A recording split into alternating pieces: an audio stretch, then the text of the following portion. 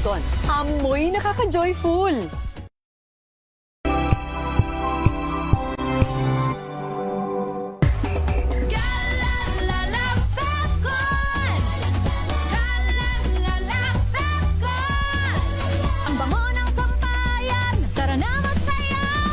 Falcon, amoy nakaka-joyful.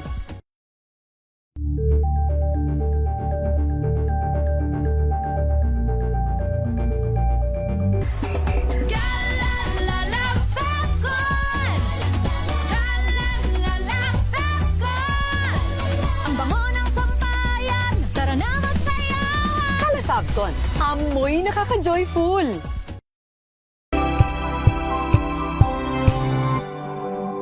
Sa loob ng 86 na taon, DZRH ang naging kaagapay ng mga Pilipino sa balita, sa serbisyo at sa bawat kwento. 86 na taon ng tiwala at sa mga darating pang taon, mas pinalakas at mas pinagtibay para sa Pilipino. DZRH. Una sa Pilipinas, una sa Pilipino. Serbisyong tapat sa'yo, DZRH.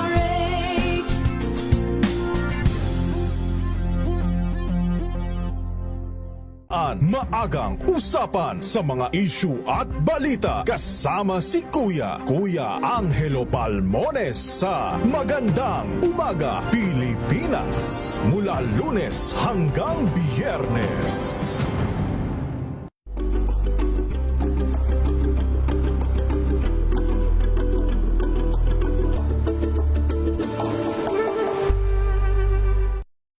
Mga balitang gigising sa inyong umaga. Mga balitang kailangan mong malaman. Mapapakinggan sa ACS Balita sa 2x2.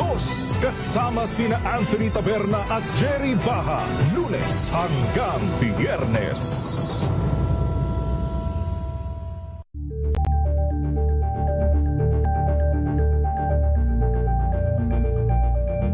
Alamin ang mga maiinit na isyung pambayan, mga balitang kailangan mong malaman, usapin sa pamahalaan, politika, ekonomiya at kabuhayan. Ito ang mga dapat mong malaman, pakialaman at pag-uusapan dahil kayo ang tinig ng mamamayan dito sa Damdaming Bayan. Live sa DZRH Radio, DZRH TV at DZRH Digital. Kasama sinalakay Deo Macalma at Elaine Apit. Araw-araw, Lunes hanggang Biyernes. Damdaming Bayan.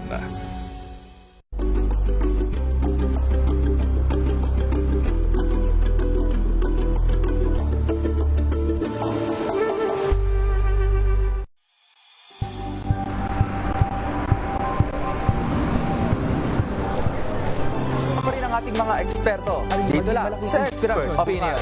Ito ang The Better News. TNVS. Trending and sa kwento, iba't ibang anggulo. Dito sa Point. Bawat pananagutan ating tatalakayin dito sa Hoy, Bawal Yan. Filipino, dito lang sa Music, Master Panood Entertainment and Lifestyle. Ito ang MBC TV Network News. Una sa Pilipinas, una sa Pilipino. Angel po si Angelo Palmones nag-iiwan sa inyo na isang magandang umaga. Maraming salamat. Life goes on! Good morning, Lakay! Good morning, Sister Ann. At good morning! Magandang mainit na umaga. Angel po si Angelo Palmones nag-iiwan sa inyo na isang magandang umaga. Maraming Sa salamat. Pilipinas, una sa Pilipino. Tumunog na ang gandingan para sa kalikasan. Ang itinanghal bilang Best AM Radio Program Host ay si Cesar Chavez para sa special on Saturday ng DZRH.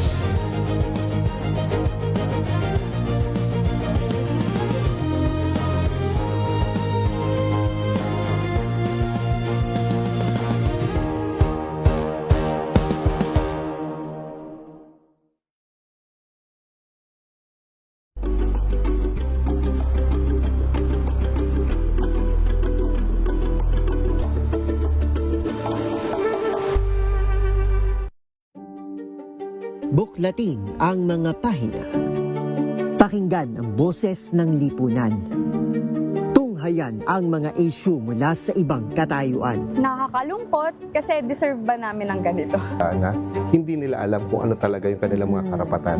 Yung gobyerno, tinulungan nila yung kanilang magsasaka. Pinapatahimik tayong lahat using various laws. Through education, kayang-kaya nating baguhin yung ganitong klaseng pag-iisip. Isang kwento, iba't ibang anggulo.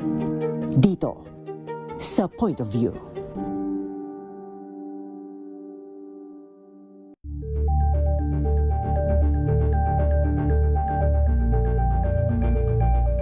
Tambalang Anthony Taberna at Jerry Baha ang gigising sa inyong umaga dahil lalatay ang humahagupit na diskusyon at komentaryo Lunes hanggang Biyernes sa 2x2.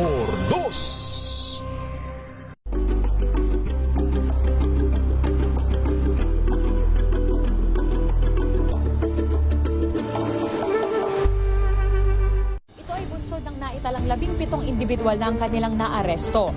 Metro Manila Development Authority o MMDA ang No Contact Apprehension Policy o NCAP sa Metro Manila. Sa ilang mga dokumento ay peke. Hindi rin legal ang employment na ipinangako sa kanila. Sa mata ng batas, mananagot ang sangkot at may sala. Dahil sa bawat paglabag, may karampatang parusa.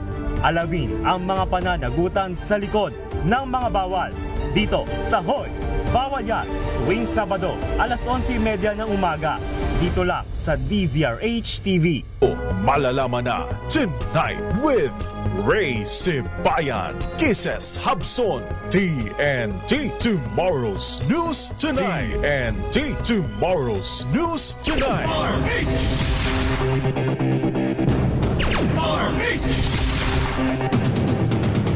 TNT Tomorrow's News Tonight. Magandang gabi po Luzon, Visayas, Mindanao sa ating pong Tomorrow's News Tonight. Ngayon po gabing ito ng Wednesday, June 24, 2026. Araw ng Maynila at piyesta naman dyan sa may San Juan. Sa ating pong headlines, 15 anyos na suspect sa Tacloban shooting kinasuhan na. Dalawa pang mga sugatang biktima, kritikal ang kondisyon ngayon. Karahasan na nangyari sa mga eskwelahan, isa ng krisis ayon kay Senate President Sherwin Gatchalian. 12 military trainees na delay ang graduation dahil naman sa umano'y pananakit ng kanilang instructor sa Camp Kapinpin. DILG inihahanda na ang reklamo laban sa ilang individual kaugnay ng pagkamatay ng dalawang Ateneo varsity players. Investigasyon halos kumpleto na. Dating Congressman Mike Defensor kakasuhan ng NBI dahil naman sa ni-raid na KTV bar sa Pasig. Typhoon Francisco napanatili ang lakas habang papalayo sa bansa. Isa pang bagyo posible namang pumasok sa PAR bukas. Wata Wata Festival sa San Juan, pangkalatang mapayapa. 15,000 katao nakiisa sa naturang kapiyastahan, nagbasaan. Sa TNT Global News, matinding init sa Europa nagdulot ng malawakang brownout sa France. Grabe. Meron pa dyan 4 na pong nag-swimming. Patay. Hala, bakit? Nag-swimming. Dahil sa matinding init. Sa matinding init. O baka hindi rin nakalangoy ng todo. Ano ba naman yan, no? Sa TNT Sports, veteran setter Ivy Perez, bagong miyembro ng Choco Mucho Flying Titans. Sa TNT Showbiz, Maris Racal, waging Best Actress sa pelikulang Sunshine. TNT Tomorrow's News Tonight. Ano po mga lingkod sa pagbabalita, sina Ray Sibayan at Kisas Habson. Para sa DZRH, una sa Pilipinas. Una sa Pilipino. TNT Tomorrow's News Tonight. Kinasuhan na ang 15 anyos na suspect sa malagim na pamaril sa loob ng isang National High School building sa Tacloban City na ikinamatay ng 3 mag-aaral at ikinasugat ng ilang iba pa. Ang kasong kriminal ay iniharap sa piskalya ayon po kay Lieutenant Colonel Analiza Armesa, Chief ng Public Information Office ng Police Regional Office 8. Sinabi ng opisyal na ang kinasuhan ay lampas 15 anyos na habang ang isa pang suspect ay 14 na taong gulang pa lamang. Parehong nasa kustudiya na ng DSWD Office sa Tacloban City ang dalawang akusado. Bate po sa inisyal na impormasyon, may kinalaman daw po sa pambubuli ang nangyaring pamaril sa loob ng San Jose National High School sa Barangay San Jose noong June 22. Tinitigan din ng pulisya ang anggulo na pinagplanuhan nga po ang pag-atake simula pa noong buwan ng Mayo. Samantala, pinag-aaralan din po ng PRO8 ang posibilidad na kasuhan din ng mga magulang ng dalawang itinuturing na child in conflict with law. Dalawa pa sa 15 sugatan sa nangyaring pamamaril sa loob ng paaralan sa Tacloban City ang nasa kritikal na kondisyon. Kinilala mga biktima na patuloy na lumalaban sa kanilang buhay na sina Joanne Viñas, grade 10 student na tinamaan ng bala sa ulo. Habang ang isa pa ay si Nathan Candelario, grade 9 na nagtamo naman ng bala sa tiyan at nagkaroon pa ng 3 butas sa bituka. Patuloy ang panawagan ng hustisya ng mga pamilya ng nasawi at nasugatan sa pag-atake ng dalawang grade 9 student upang panagutin sila sa pangyayari. TNT Tomorrow's News Tonight. Samantala naman, binisita at nagatid ng pakikiramay sa mga biktima ng shooting incident sa Tacloban City si DSWD Secretary Rex Gatchalian. Tinagpo ng kalihim ang tulong ng ahensya sa pamilya ng 3 namatay na mga estudyante sa pamaril sa loob ng San Jose National High School noong Lunes. Magbibigay din po ng tulong pinansyal, legal advice at maging psychosocial support hindi lamang sa pamilya kundi pati na rin sa kanilang buong komunidad na naapektuhan ng naturang trahedya. So yung mga social workers namin are equipped to do grief counseling, trauma counseling. Yan yung tinatawag na psychosocial intervention. At hindi kami bibitaw, nandun kami nung una, sabi nga niya, nauna yung mga tao na, yung DSWD, yung mga red vest namin, at hindi kami bibitaw hanggang sa dulo. Na nauunawa namin, nag-uusap kami ni Sec Sunny na yung buong community, yung buong school community and the greater Tacloban community is also affected. Hindi naman to dahil hindi mo wala kang anak doon. Everybody's worried sa nangyari. So we'll have to work with the local government unit on how we can heal as a community. Nanawagan naman si Gatchalian sa publiko na maging maingat at matalino sa pagpo-post sa social media lalo na tungkol sa nangyaring insidente. Bilang respeto naman sa mga mahal sa buhay ng mga biktima at para lubos na makapaghilom mula sa trauma na dulot po ng trahedya. Ang dami na kasing lumalabas na iba't samot-saring mga kwento, mga posts sa social media na really triggers or reignites the emotions. Minsan may mga pictures na hindi na dapat sana pinupost na natatandaan. Umuulit yung trauma. It reactivates the trauma. And marami sa amin mga social workers, sabi nga, sana mapakiusapan natin yung general public na tulungan natin yung mga pamilya maghilom sa pamamagitan ng pagiging responsible natin sa pag-post ng mga pictures. Kasi it re-traumatizes the victims. Yan po mga kaibigan si Social Welfare Secretary Rex Gatchalian.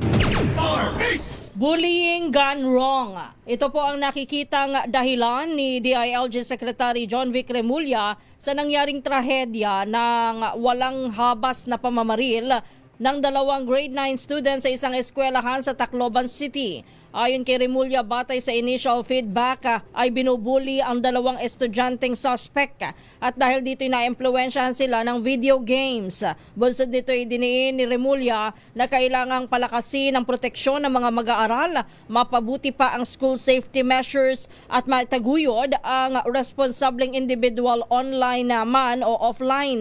Nilinaw po ni Remulla na bagaman may mga pulis na nakatalaga sa mga eskwelahan, bawal pa rin nakapkapa ng mga bata o bawat estudyante at ang jurisdiction nila ay pawang sa labas lamang ng school campus.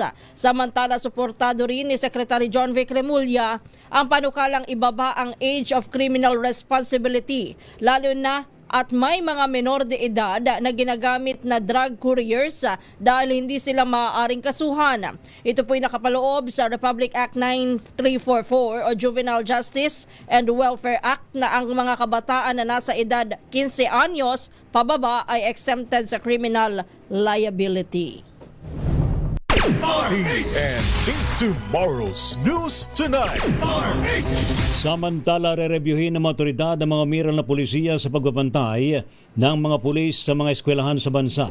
Ito po'y kasunod pa rin ng madugong shooting incident sa loob ng San Jose National High School sa Tacloban na ikinamatay ng 3 estudyante. Sa ambush interview sa Campo Crame, sinabi ni Interior Secretary John V. Remulla na kailangang pag-aralang mabuti ang mga security policy tulad po ng pagkapkap o inspeksyon sa mga bag ng mga mag-aaral na hindi ginagawa kahit ng mga teacher. Bilang tugon dito, itinak naman ni PNP Chief Police General Jose Melencio Nartates Jr. na mas sinigpitan pa nila ang presensya ng mga pulis sa paligid ng mga eskwelahan.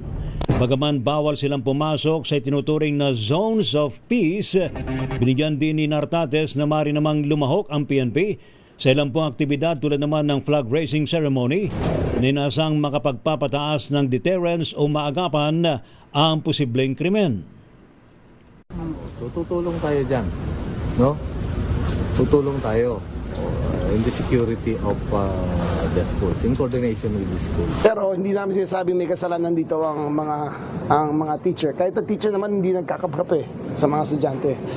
But we have to review our policies kung ano talaga, kung may bullying, dapat ma-address yung other root causes of the problem na nga ma-address natin. Yan po magkasunod pong pahig ni na General Nartates at Secretary Remulla. Samantala, maituturing ng isang krisis ang mga serye ng karahasan na nangyayari ngayon sa mga paaralan sa ating bansa. Ito po ay maaaring ayag ni Senate President Sherwin Gatchalian kasunod ang pinakahuling insidente ng pananaksak sa isang grade 9 student sa Julio Ledesma National High School sa San Carlos City, Negros Occidental. Ayon kay Gatchalian, lubhang nakababahala ang sitwasyon dahil habang nagluluksa pa ang bansa sa nakaraang school shooting sa Tacloban City ay nasundan na naman ito ng bagong krimen. Giit po ng pinuno ng Senado, hindi dapat nahayaan na maging normal ang ganitong mga insidente, kaya maghahain siya ng resolution para sa pagsusuri ng bigat ng problema at makahanap ng agarang solusyon. Bago pa man ang mga trahedya sa Tacloban at Negros Occidental, naitala rin ang 2 magkahiwalay na kaso ng pananaksak sa mga eskwelahan sa Cavite sa pagsisimula ng school year 2026-2027. TNT Tomorrow's News Tonight. Samantala, napapanahon ng repasuhin ng Juvenile Justice and Welfare Act kasunod po ng shooting incident na kinasangkutan ng 2 minor de edad sa Tacloban City.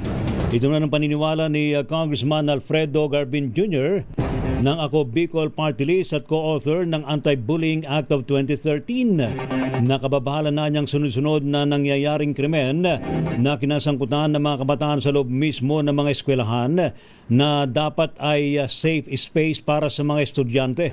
Ay ginid po ni Garbin ang pagrepaso naman sa Juvenile Justice and Welfare Law na ginagamit sa sangkalan ng ilang kabataan na meron talagang intensyong gumawa ng krimen. Mahalagang magpatupad ng mahigpit na patakaran upang hindi lahat ng mga bata ay maaaring maka-access sa mga bayolente at matured rated video at online games. Ito po ang paniniwala ni Senator Loren Legarda kasunod ng inihain na Senate Bill number 1955 o ang Proposed Children's Safety in Social Media Act. Sa ilalim ng panukala, bawal gumamit ng social media ang mga batang mas bata sa 16 na taong gulang. Mungkahi ni Legarda, dapat ay may mahigpit na age verification system gaya ng ipinatutupad na financial technology o fintech companies sa mga gustong maglaro ng bayolenteng online games. Sa nangyaring pamamaril sa Tacloban City, dapat tingnan ito na isang mas malawak na problema na kinakaharap ng mga kabataan sa ngayon. TNT Tomorrow's News Tonight.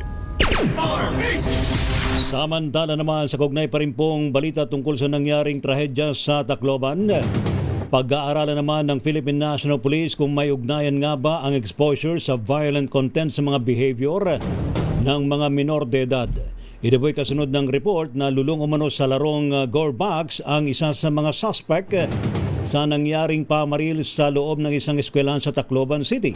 Ayon po kay PNP Chief General Jose Melencio Nartates Jr., re-reviewin nila ang mga pag-aaral at research na isinagawa ng mga teacher o ng mga grupo at iba pang stakeholders. Aaralin din umano ng pulisya kung paano ang tamang pakikitungo sa mga batang na-expose na sa mga mararahas o yung pong mga violenteng mga laro online. Samantala, may pagnay na rin po ang PNP sa CICC matapos samantalang ipagbawal muna ang larong Gorbax kahapon. Handa ang Malacanang na maglaan ng karagdagang pondo para sa pagpapalakas ng seguridad ng mga pampublikong paaralan. Ito po ay para matiyak ng ang kaligtasan ng mga estudyante, mga guro at iba pang kawani ng paaralan. Gayon din ay para maiwasan na maulit ang insidente ng pamamaril na naganap sa San Jose National High School sa Tacloban City. Ayon kay Palace Press Officer Claire Castro, pag-aaralan ng palasyo ang dagdag na budget para sa pagkuha ng well-trained security guards at iba pang hakbang na magtitiyak sa kaligtasan ng mga mag-aaral. Una nang iniutos ni Pangulong Bongbong Marcos Jr. ang pagrepaso sa umiiral ng mga pulisiya sa seguridad sa paaralan. Inirekomenda naman ng PNP na 1 o 2 gate lamang ang buksan ng mga eskwelahan para mapalakas ang seguridad at mas maayos na makontrol ang pagpasok at paglabas ng mga tao. Tomorrow's News Tonight. Samantala naman, bukod sa pagtuturo ng Good Manners and Right Conduct or GMRC, paigtingin na rin ng kaagapay DepEd order upang makatuwang ang mga magulang na gabayan ang mga bata. Sa panayam po ng programang Damdaming Bayan, sinabi ni DepEd Assistant Secretary Roger Masapol na napansin ng kagawaran ng kakulangan sa partisipasyon ng mga magulang sa mga aktibidad sa mga eskwelahan na pinapasukan po ng kanilang mga anak, tulad naman ng parents-teacher meeting. Kaya posibleng hindi niya nagagabayan ng mabuti ang mga bata dahil hindi na alam ng mga magulang ang nangyayari sa kanila sa loob ng mga eskwelahan.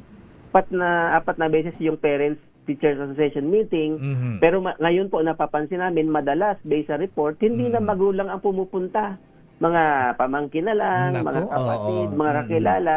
So hindi na po nakakapagbigay ng update yung ating mga advisors sa kalagayan ng pag-aaral ng kanilang mga anak. Kaya nga po nakita namin yung parang mabutas na yon na kailangang ibalik yung yung partisipasyon ng mga magulang kahit gaano kabili kasi Sabado naman yung yung parents meeting so yun po papaigtingin po natin yung pagbabalik ng partisipasyon ng mga magulang natin sa edukasyon ng mga bata.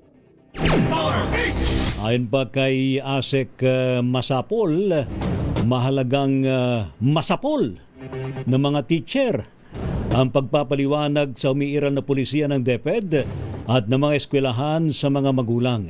Ito po ay para maiwasan naman ang sunod-sunod na karasang nangyayari sa mga eskwelahan na mismong mga estudyante ang sanhi ng mga ito.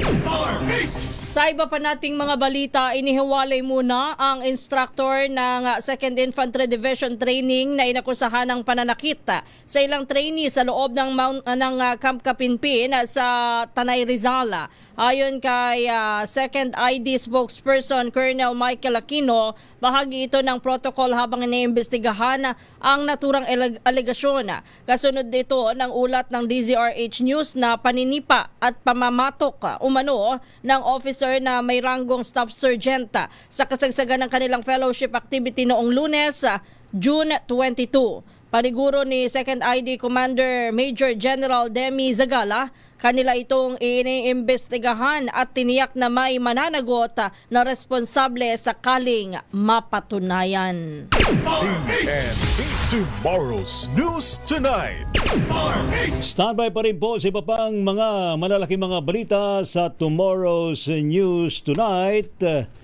Si dating Congressman Mike Defensor abay kakasuhan daw po ng NBI dahil sa ni-raid na KTV bar sa Pasig. DILG inihanda na pong reklamo laban naman sa ilang individual kaugnay po ng pagkamatay ng dalawang Ateneo varsity players. Investigasyon halos kumpleto na raw po. Bagyong Francisco napanatili ang lakas habang papalayo sa bansa. Isa pang bagyo, posibleng pumasok naman sa PAR bukas.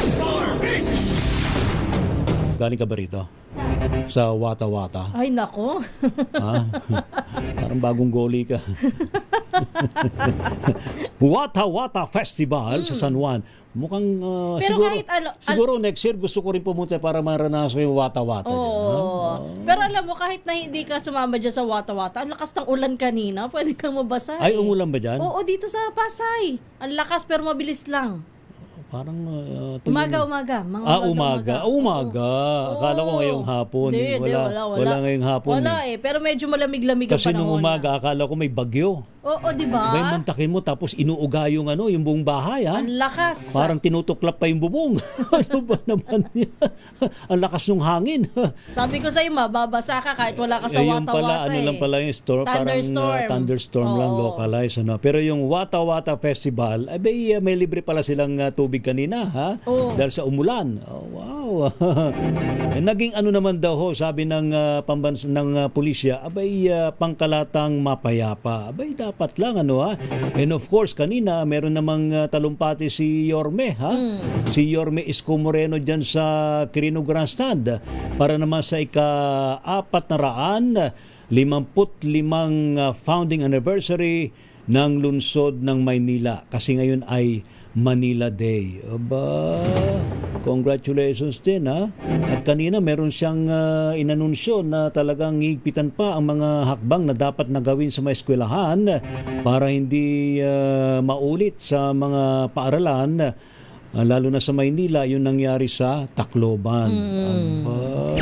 At saka ang tabayanan pala, kahit na tayo nagkaroon ng Wata-Wata Festival kanina, babala po doon sa ating mga residente dito sa Metro Manila merong nightly water interruption hanggang sa June 30. Alam yung mo mga kung customers bakit? ng Maynilad.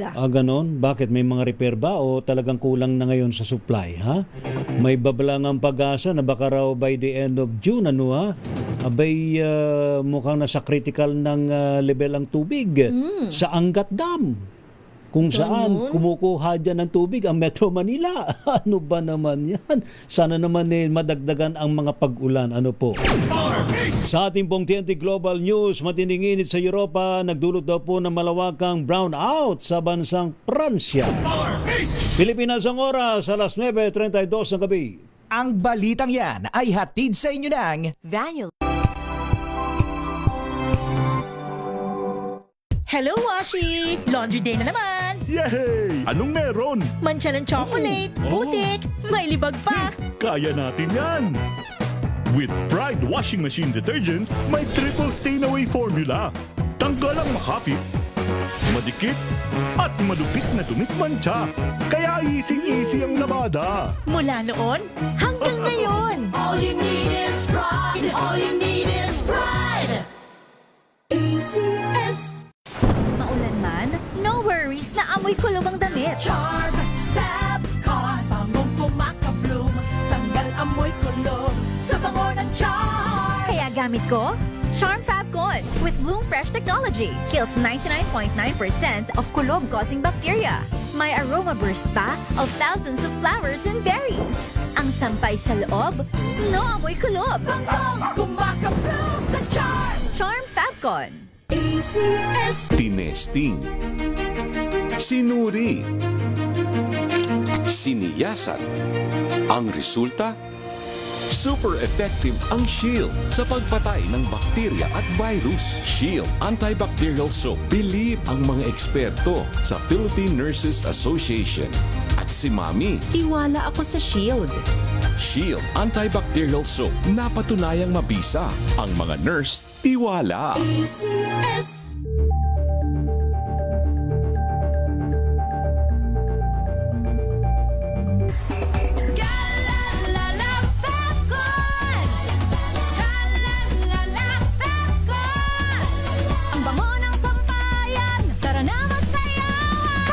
Fabcon, amoy nakaka-joyful.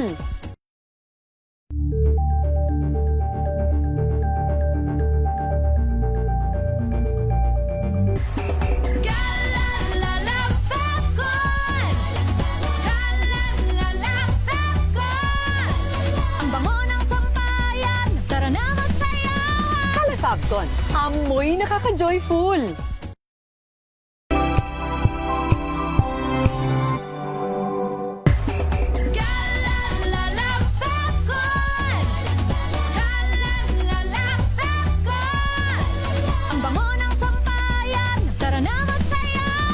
Fabcon, amoy nakaka-joyful.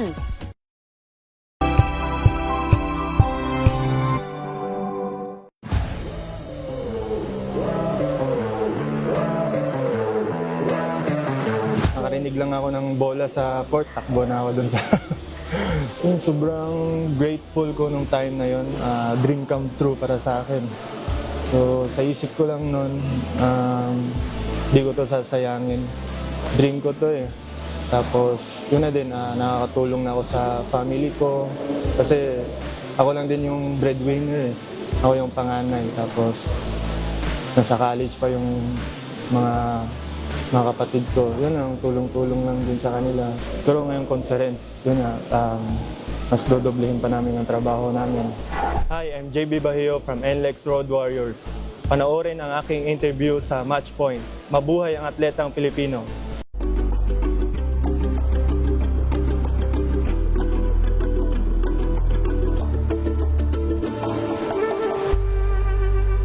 Saturday on Scene Zone.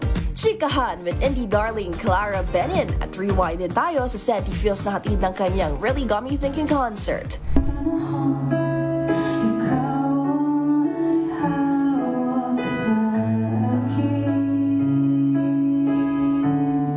At kilalanin ng US OPM girl group na May May, humandang ma-LSS sa kanilang debut single na Telebong.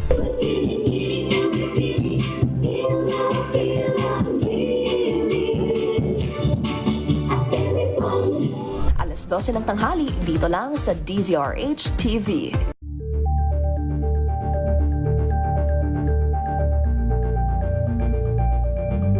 Maagang balitaan, maagang usapan sa mga issue at balita. Kasama si Kuya Angelo Palmones sa Magandang Umaga Pilipinas. Mula Lunes hanggang Biyernes.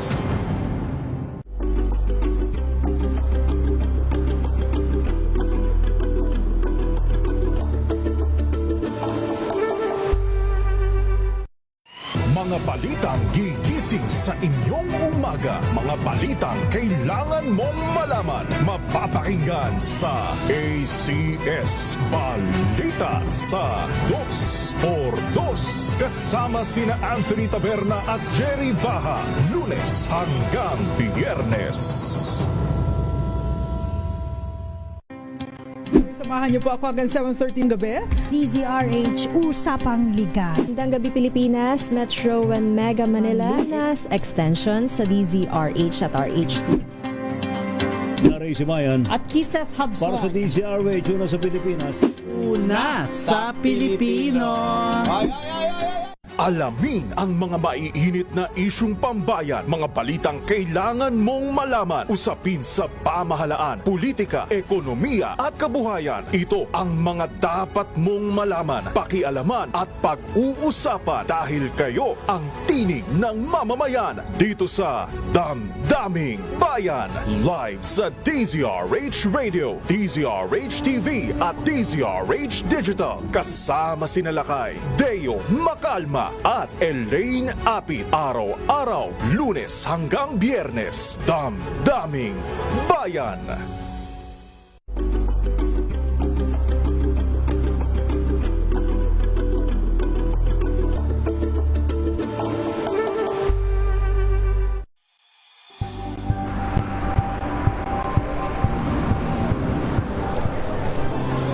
Mga eksperto dito lang sa Expert Opinion.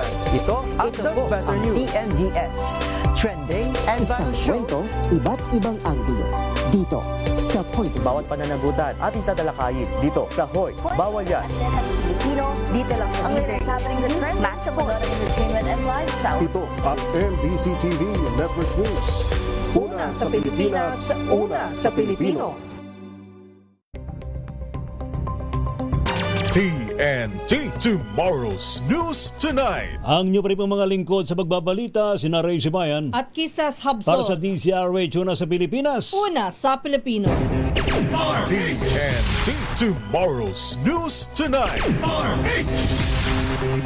Balitang maleta.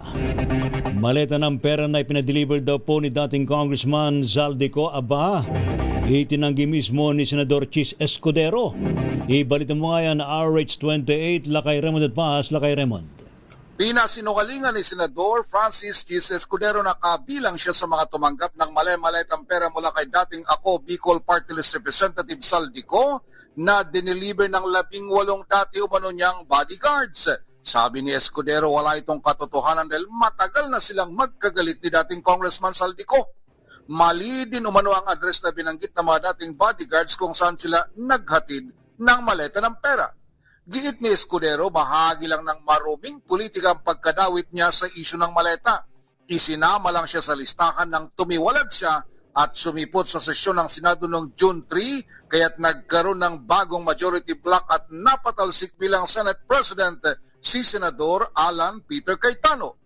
Diin ng senador kung totoo ang mga akusasyon laban sa kanya ay dapat nagsampa na sila ng kaso laban sa kanya sa korte sa halip na puro sa mga news conference lamang binabanggit ang akusasyon.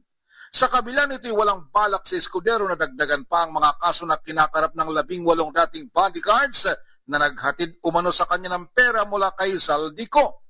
Naniniwala itong hindi na ito dapat pagkaabalahan pa dahil ang anumang bagay na walang kwenta ay kusang mamamatay gaya ng mga dating akusasyon laban sa kanya na siya ay adik, bakla, babaero at lasenggo.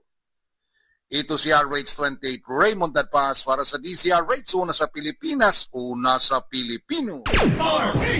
Samantala, pagbabawal sa induction furnace na lumilikha ng mga substandard na bakal sa bansa, inapila. RH9, Tina Nolasco sa detalye.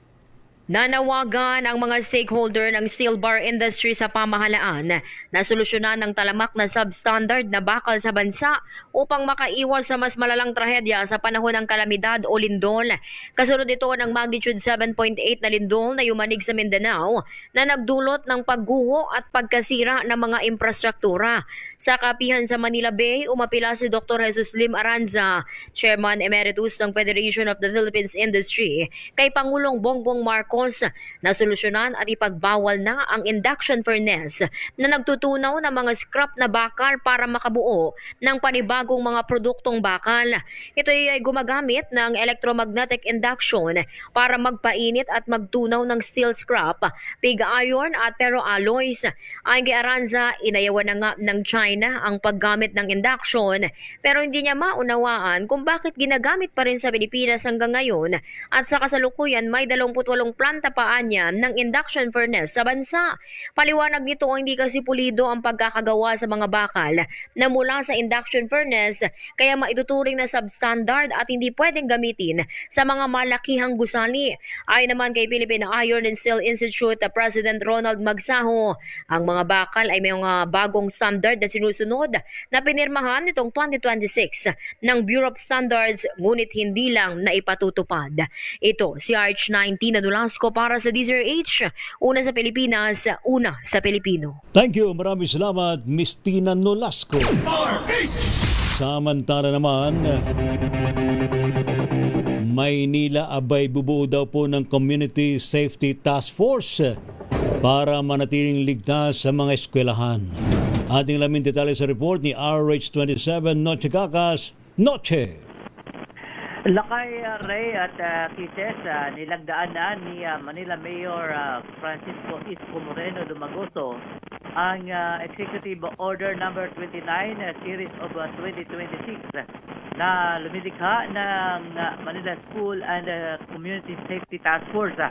Isang pangkat ito sa buong Maynila na may tungkuling pigilan ang armadong karahasan at mga insidente sa pagkasawi sa mga eskwelahan at pampublikong lugar. Binanggit ni Moreno ang EO sa kanyang State of the City address kanina sa Quirino Grandstand ngayong Manila Day. Dahil dito, inatasan niya ang Manila Police District at Schools Division Office DO o DO Manila na paigtingin ang hakbang laban sa mga illegal na baril, magtatag ng mga threat assessment team at magsagawa ng school safety audit sa buong lungsod sa loob ng 90 araw. Aris27, no Chikakas, DCR8, una sa Pilipinas, una sa Pilipino. Samantala, lokal na pamahalaan ng Malabon nagpulong para matiyak ang kaligtasan ng mga estudyante. Balita mo yan, RH23 Edwin Duque. Miss Kisses, matapos yung inspected at pamamarin sa October sa nagpapito mga minoritat na estudyante, agar ang ipapugnayan sa mga asya. Ang Malabon News kasama na pagpapalakas ng unidad sa kanilang mga paaralan sa Luzon ay kanyang din sa tubal, hindi nila aayaan ang karahasata mangyari sa mga pasulitan ng Malabon kung saan ay kanilang prioridad ang kabanaan at pagkatuto, paggalang at respeto sa buhay, at isa at kapayapaan na pagkaraan ng Malabon na paigtingin ang kanilang mga programa at inisyatibo para sa kaligtasan ng mga estudyante sa mga paaralan. Ang naturang meeting ay naukat ang school division sa Kalantetet 1 o Bierna ang Aseso City at ang mga opisyal ang attended sa PSTNO, SDRNO at kasama rin dito pati ang mga barangay level. Arin ko depende ito kinagulat sa DCR8 sa Pilipinas muna sa TNT Tomorrow's News Tonight.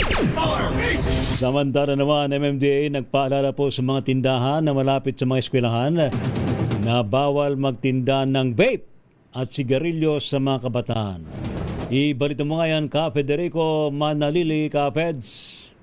Yes, kasamang Ray at Miss Kisses, ito nga, nag-ikot nga yung taga-Health and Public Safety and Environment Protection Office o yung Plant Program Development and Monitoring Division ng MMDA at kung saan nga pinuntahan yung mga eskwelahan sa may ibang lungsod.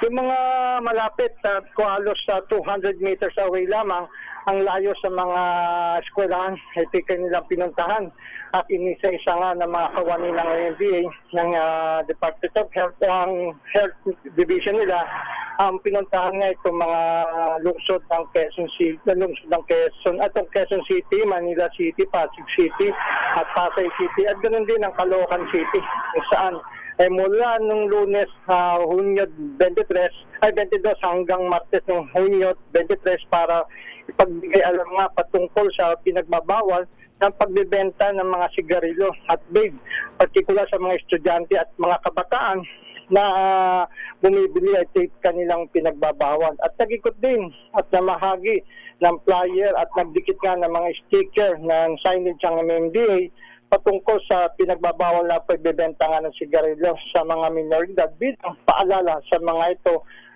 paalala para sa mga masamang epekto nito. Kaugnay din yan, itong mga taga-MMDA din ay nag-survey din may isang area na yun sa Taguig City sa mga barangay na Western, Bikutan at kung saan pinagbigay alam nila bilang itong mga paninigarilyo at gumagamit ng vape sa mga lugar ay layunin nito itong maging isang smoke-free environment ang kalsada sa Metro Manila at may layo nga ang mga kabataan sa masamang bisyo, particular nga sa paggamit ng vape at mga sigarilyo at sa mga kabataan pa na magiging henerasyon ay para ma-aware sila na magiging masama nga ang dulot nito sa paggamit ng mga nabanggit na sigarilyo at vape. Federico Manalili para sa DCR8 una sa Pilipinas, una sa Pilipino. Thank you, Ka Feds.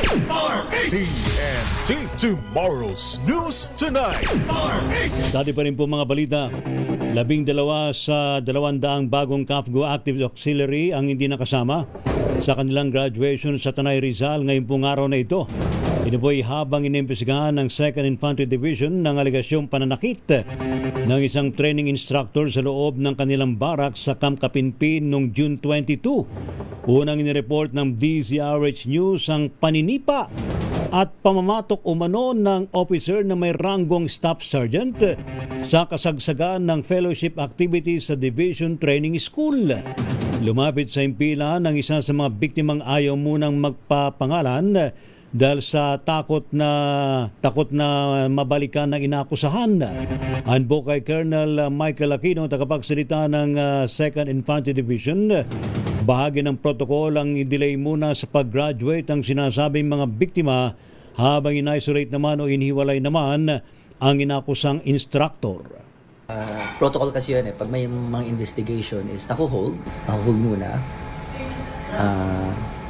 Kasi nga tinatapos yung investigation. But again, that's a part of the protocol. Pag wala namang nakita mga infractions, is pinapragraduate naman sila. Isasalang naman ng mga trainees sa kaukulang psychological at physical evaluation bilang bahagi ng investigasyon.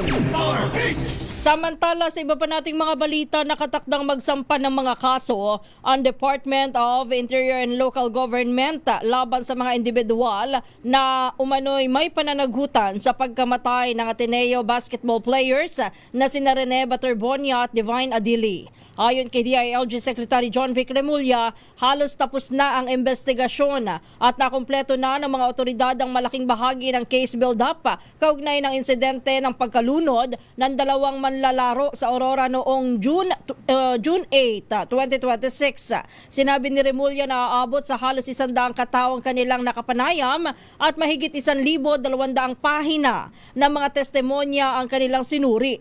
Anya, nakatakdang isumite sa Department of Justice sa araw po ng Biyernes ang kaso para sa kaukulang pagsasampa ng reklamo. TNT Tomorrow's News Tonight. Humarap naman sa PNP-CIDG si Ateneo de Manila President Father Bobby Yap. Kaugnay na nagpapatuloy ng investigasyon sa pagkamatay ng dalawang Ateneo basketball athletes. Ipatatawag naman bukas ang business tycoon na si Manny V. Pangilinan, gayong siyang may-ari ng Smart Foundation na pumupondo sa operasyon ng Ateneo Men's Basketball. Una pong sinabi ni Secretary John Vic Remulla ng DILG na kailangan nilang makuha ang salaysay ng school authorities dahil naman sa itong magtatahi sa mga nakitang hindi tugma sa statements mula sa mga player at coaching staff. Ibinalita naman ni Remulla na patapos na ng mga otoridad sa kanilang case build-up at makapagsusumiti na sila ng referral sa DOJ sa araw ng Biyernes. Sa Biyernes, isasabitan namin sa DOJ for filing ng kaso. Hintayin nyo na lang sa Biyernes ang aming huling pagsuri at makikita natin kung ipapaliwanag namin sa inyo kung anong nakita namin sa investigation na to.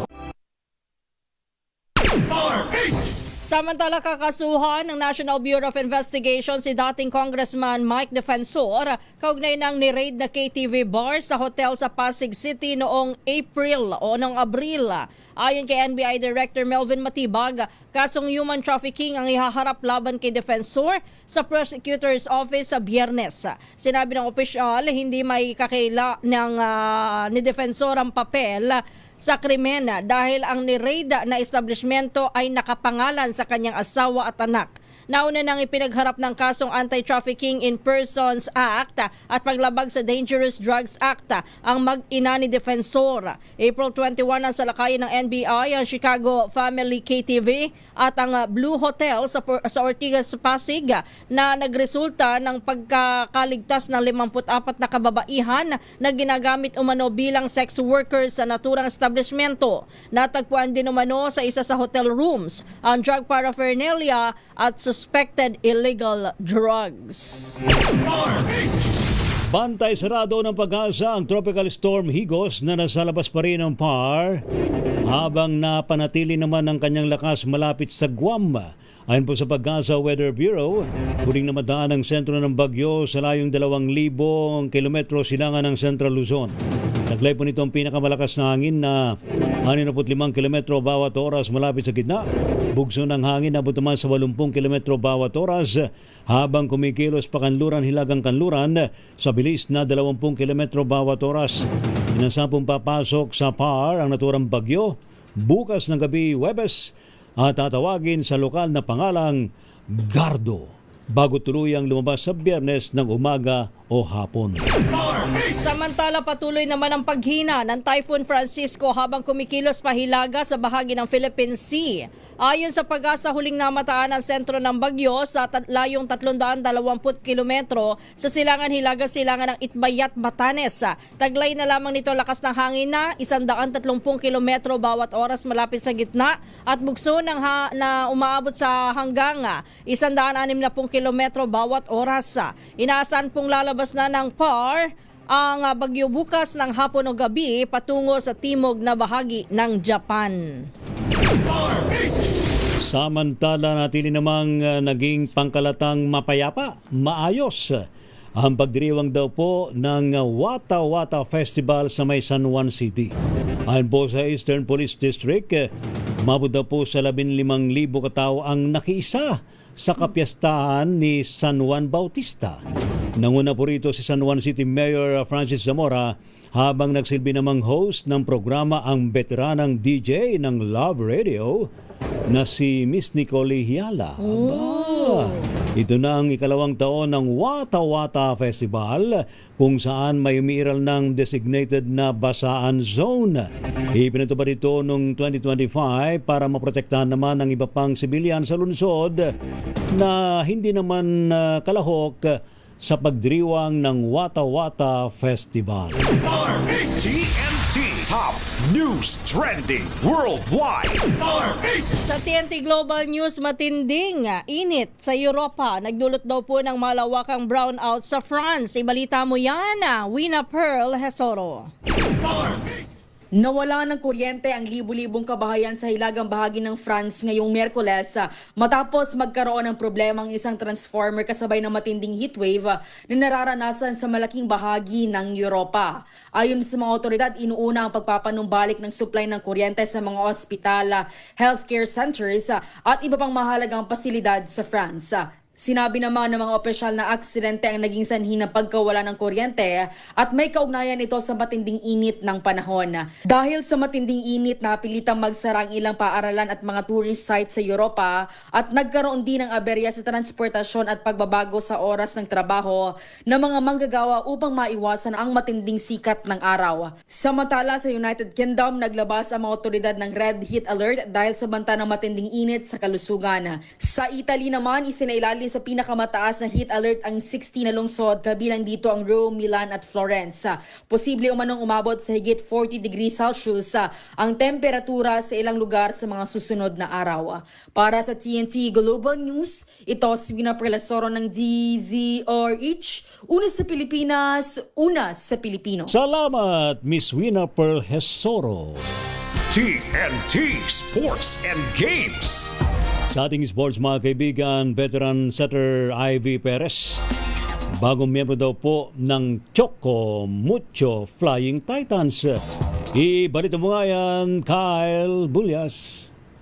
May bagong dadagdag sa setter rotation ng Choco Mucho Flying Titans matapos kunin ang veteranang playmaker na si Ivy Perez para sa 2026 PVL on Tour. Dadagdag si Perez kina Dina Wong, Alina Bicar, Tia Andaya at ang kanilang first pick sa 2026 rookie draft na si Tin Ubaldo sa mga kukumpas ng opensa ng Flying Titans. Ito na ang ikapitong koponan na napuntahan ni Perez sa PVL matapos maglaro para sa ilan pang team sa franchise. Inaasahang magdadala siya ng mga karagdagang karanasan at lalim sa koponan, naglalayong maging isa sa mga contenders ngayong season.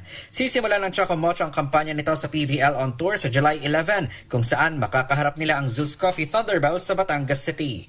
Para sa TNT Sports, ito si Kyle Bulyas ng DZRH. Una sa Pilipinas, una sa Pilipino.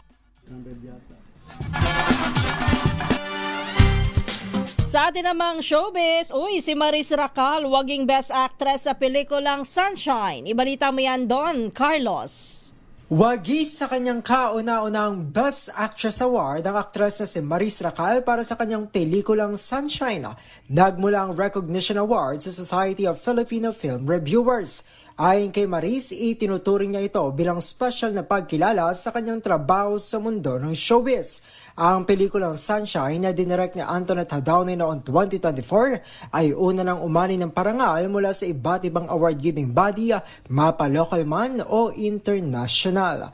At yan ang trending na balita para sa TNT Showbiz. Ito si Don Carlos ng DZRH, una sa Pilipinas, una sa Pilipino. Salamat, Don Carlos. Ayan. TNT Tomorrow's News Tonight.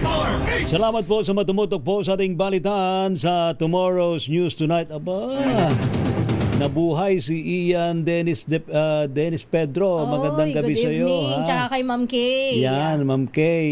And of course, kay Nanay Carmen. Kumusta ka na? Magandang gabi sa iyo. At saka kay Mami Emmy. Uy, paalala lang doon sa ating mga kababayan ha. Mula daw po hanggang sa June 30, yung water interruption po ng Maynila. Dito po yan sa Metro Manila, particular po sa Caloocan, Las Piñas, Makati, Manila, Malabon, Muntinlupa, Navotas, Parañaque, Pasay, Quezon City at Valenzuela, at damay din ang Bacoor City, Imo City at Bayan ng Kawit doon sa nightly water interruption. Nightly? Ilang oras na nightly? Walang nakalagay ko ilan pero gabi-gabi na mararanasan daw po. Dapat mag-ipon tayo ng tubig, ha? Sa araw pa lang, ha? Dapat meron tayong mga drum-drum dyan, ha? Salamat din po sa ating mga nakagapay sa DZRH News Team. Ano po mga lingkod, sina Ray Sibayan. At Kisas Habson. Para sa DZRH, una sa Pilipinas. Una sa Pilipino. Pilipinas ang oras, alas 10:01 ng gabi.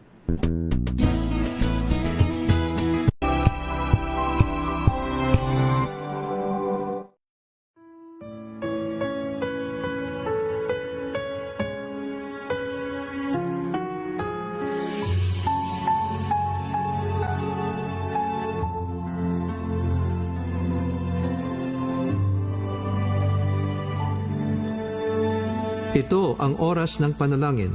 Panalangin para sa edukasyon, siyensya at teknolohiya. Ang mga petisyon na nilalaman ng panalangin ito ay hinango sa mga katuruan ng salita ng Diyos, ang Biblia. Ang salita ng Diyos mula sa mga kawikaan, 9, talatang 10 hanggang 12. Ang paggalang at pagsunod kay Yahweh ay pasimula ng karunungan. Ang pagkakilala sa banal na Diyos ay may dulot ng kaalaman. Sa pamamagitan ko, hahaba ang iyong mga araw, dahil sa akin, lalawig ang iyong buhay. Kung mayroon kang karunungan, mayroon kang pakinabang, ngunit ikaw'y magdurusa kapag siya'y tinanggihan. Naway sabayan ninyo ako sa panalangin ito. Panginoong Diyos, aming inilalapit sa iyo ang aming bayan. Tulad ng iyong sinabi sa iyong banal na salita, ikaw ang siyang nagpapalakas at nagpapaunlad sa mga bansa, at siya ring gumagapi at nagwawasak sa kanila, ayon sa iyong ganap na katarungan. Tunay nga na mapalad ang bansang ikaw ang Diyos, mapalad ang bayang iyong ibinukod. Ikaw, O Diyos, ay maghari sa aming bansa, at ayon sa iyong kabutihan, kamtan nawa namin ang tahimik, mapayapa, makadiyos at marangal na pamumuhay. Iyong pagpalain, O Diyos, ang aming mga plano para sa kaunlaran ng aming bansa, sa aming agrikultura, ekonomiya, infrastruktura, transportasyon, medisina, edukasyon, kalakalan, kalikasan at seguridad. Inilalapit namin sa iyo ang mga ahensya na siyang namumuno at namamahala sa mga planong pag-unlad. Naway gawin nila ang kalugod-lugod sa iyong paningin, at sila ay iyong ilayo sa lahat ng uri ng katiwalian, pandaraya at kompromiso. Sila ay iyong biyayaan ng kakumbabaan, dunong at katalinuhan, katapatan, pagtityaga, malasakit at pangitain sa kanilang paglilingkod sa aming bayan at gayon din sa iyo. Para sa iyong kaluwalhatian at layunin para sa aming bansa, marapatin